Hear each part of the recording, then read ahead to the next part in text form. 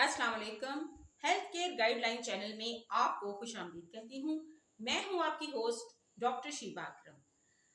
वैसे तो प्रेगनेंसी एक नॉर्मल कंडीशन है, इसको नॉर्मल माना जाता है, लेकिन बहुत सी खवातीन अपनी प्रेगनेंसी में मुख्तलिफ किस्म के मसाइल को भी फेस करती हैं।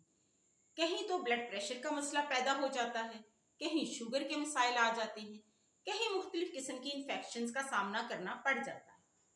लेकिन आज जो कंडीशन हम डिस्कस करेंगे वो है पोलीहाइड्रेमनियोस।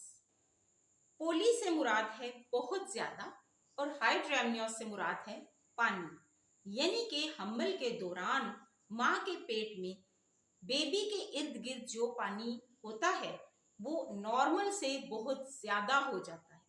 इसको हम पोलीहाइड्रेमनियोस कहते हैं। ये फ्लूइड जो होता है, ये पानी जो होता है, इसको हम एमनियोटिक फ्लूइड कहते हैं।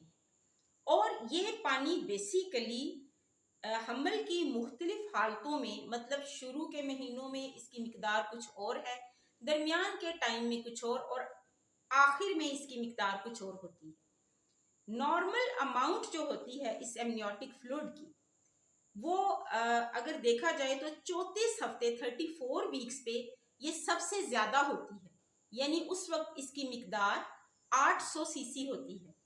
और एंड पे आके प्रेगनेंसी में जब फुल टर्म औरत होती है उस वक्त पूरे 9 महीने के बाद इस पानी की जो मिकदार है वो 600 सीसी होती है। तो मुख्तलिफ टाइम पे इसकी मुख्तलिफ तादाद होती है, कभी ये कम होता है, कभी ज्यादा होता है। लेकिन इसकी नॉर्मल रेंज जो है अगर आपने देखनी हो तो इसके लिए अल्ट्रासाउंड करवाया जाता है। अल्ट्रासाउंड में हम AFI एमनियोटिक फ्लूइड इंडेक्स देखते हैं, जो नॉर्मली 5 से 25 के दरमियान होता है। अगर ये 5 से कम हो तो मतलब पानी बहुत कम है, और अगर ये 25 सेंटीमीटर से ज्यादा हो मतलब पानी बहुत ज्यादा है। और ऐसी कंडीशन में माँ बच्चे दोनों पे असरात पड़ते हैं। ये एमनियोटिक फ्लूइड या ये पानी ये क्यों जरूरी है, ये किस लिए है, ये करता क्या है? सबसे पहला फायदा इसका ये है कि बेबी के इर्द गिर्द ये एक कुशन प्रोवाइड करता है। अगर पेट पे कोई चोट लग जाए, कोई इंजरी, औरत गिर जाए, धक्का लग जाए, तो ये एक कुशन की तरह उस चोट को बच्चे से दूर रखता है, बच्चे की हिफाजत करता है। इसका दूसरा फायदा यह है कि इसी पानी को बच्चा पीता भी है और ये उसके फेफड़ों में भी जाता है, और फेफड़े की डेवलपमेंट, सांस का जो अमल है वो फेफड़े से होता है, उसकी डेवलपमेंट भी होती है। इसी पानी के अंदर बच्चा तैर रहा है, कभी वो घूम के इधर कभी उधर, तो बच्चे की जो मूवमेंट है पेट के अंदर वो इस पानी की वजह से उस मूवमेंट को आसानी होती है। तो बच्चे की जो अपनी बॉडी की ग्रोथ है वो भी आराम से हो सकती है। इसके अलावा जैसे कि हम सब जानते हैं कि पानी का टेम्परेचर मेंटेन रहता है, इतनी जल्दी चेंज नहीं होता, तो बच्चे की बॉडी के अंदर जो हीट है वो जाया नहीं होती। ये बच्चे को ठंडा होने से, हीट लॉस होने से भी रोकता है। तो नॉर्मल अमाउंट में इस पानी के बहुत से फायदे हैं, ये बहुत जरूरी है बेबी के लिए। मगर जैसा कि हम सब जानते हैं किसी भी चीज की ज्यादती अच्छी नहीं होती, जरूरत से ज्यादा तो कुछ भी अच्छा नहीं होता। इसी तरह अगर ये पानी भी जरूरत से बहुत ज्यादा हो जाए, पोलीहाइड्रेमनियास हो जाए, तो फायदे की बजाय नुकसानात बहुत बढ़ जाते हैं। फॉर एग्जाम्पल कुछ नुकसानात माँ को होते हैं, कुछ बच्चे को होते हैं। माँ के लिए तो पहली चीज है कि बहुत बेआरामी की बात हो जाती है, क्योंकि जितना उसका नॉर्मल पेट होना होता है उससे वो उसका जो पेट है बहुत ज्यादा बड़ा होता है, क्योंकि बहुत ज्यादा पानी उसके अंदर है। तो बहुत ज्यादा खिंचाव हो जाता है, जो उसकी बैली है बहुत बड़ी हो जाती है, अंदर जो यूट्रस है, जो रहम की जो साइज है, रहम का साइज बहुत बड़ा हो जाता है। खिंचाव, स्ट्रेचिंग बहुत ज्यादा हो जाती है, जिसकी वजह से खिंचाव का दर्द जो है वो हो जाता है। दर्दें वक्त से पहले लग सकती हैं। वो जो यूट्रस के अंदर, रहम के अंदर वो जो कॉन्ट्रैक्शंस आती है ना, वो कॉन्ट्रैक्शंस वक्त से पहले आ सकती हैं और वो दर्द करती हैं। इसी तरह वक्त से पहले दर्दें लग सकती हैं, वक्त से पहले बेबी पैदा हो सकता है और बेबी की डेथ भी हो सकती है। औरत के पांव सूज जाते हैं, पेट सूज जाता है, डायफ्राम ऊपर पुश होने से उसको उसका पेट बहुत बड़ा होता है तो उसको सांस लेने में भी दिक्कत होती है।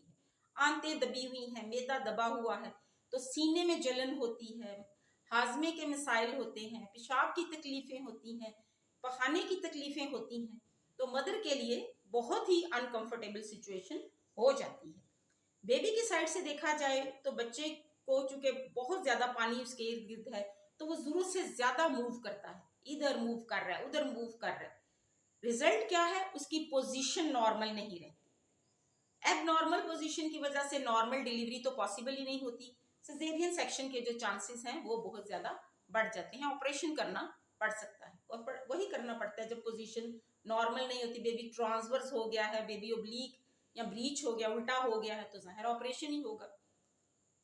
ये बेबी की पोजीशन का मसला बन जाता है। इसके अलावा अगर एकदम से बहुत ज्यादा, देखिए किसी भी चीज की खिंच जाने की एक हद होती है, जब वो हद से ज्यादा खिंच गया तो पानी की थैली फट सकती है। एकदम से पानी जो है वो निकल जाता है, जिसकी वजह से वो अम्बिलिकल कॉर्ड जो माँ बच्चे के दरमियान राब्ता है, वो कॉर्ड एकदम से प्रोलैप्स बाहर निकल जाएगी और बेबी को माँ की तरफ से ब्लड और ऑक्सीजन नहीं मिलेगा तो बच्चा की डेथ हो जाएगी। इसी तरह जब एकदम से पानी निकल गया तो वो बड़ी सी जो रहम थी वो छोटी हो गई, एकदम से छोटी हुई, तो उसके साथ जो प्लेसेंटा अटैच था वो वहां से उखड़ गया और ब्लीडिंग स्टार्ट हो गई। बच्चे की पैदाइश हो गई, उसके बाद भी जो है वो ब्लीडिंग के चांसेस जो है वो बहुत ज्यादा है, ज्यादा ब्लड पड़ता है, पीपीएच जिसको कहते हैं। और जब बहुत ज्यादा पानी होता है, बच्चा फ्रीली उसमें फ्लोट कर रहा होता है, तो वही अम्बिलिकल कॉर्ड कभी उसके गले में बल खा के फंस सकती है, कभी उसके बाजुओं टांगों से लिपट जाती है, तो ये भी मसाइल पैदा हो जाते हैं। तो ये मसले थे जो आवल में और खून पड़ने के मसले में, माँ में, बच्चे में प्रॉब्लम्स पैदा कर सकते हैं। अब देखा जाए तो ये आखिर ये पानी ज्यादा क्यों हुआ, कैसे हुआ, क्या वजह है इसकी? सबसे ज्यादा जो इसकी आम वजह है, कॉमन कॉज है, वो है डायबिटीज मेलाइटिस। यानी हमल के दौरान अगर खातून को शुगर हमल के दौरान भी होती है, हमल से पहले भी हो सकती है, कुछ शुगर ऐसी है जो सिर्फ हमल ही के दौरान होती है, जेस्टेशनल डायबिटीज, तो उसमें पानी बहुत ज्यादा होता है। शुगर को अगर प्रॉपर तरीके से कंट्रोल में रखा जाए तो फिर ये मसला हल किया जा सकता है। दूसरी बड़ी वजह मल्टीपल प्रेगनेंसी, एक की बजाय 2 बच्चे हैं, 3 बच्चे हैं, तो पानी भी ज्यादा होगा।